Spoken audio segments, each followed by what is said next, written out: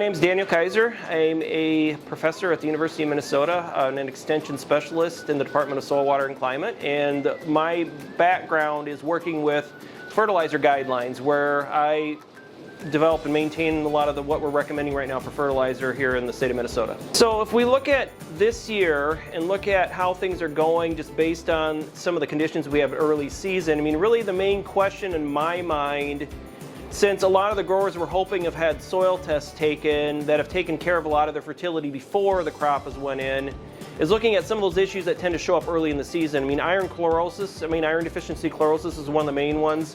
Be kind of interested to see how that progresses this year. We've seen some really bad years, and typically that problem is something we're going to see in situations where we have a lot of saturation. And indeed, we've had areas that have had a lot of rain, but we've remained relatively dry.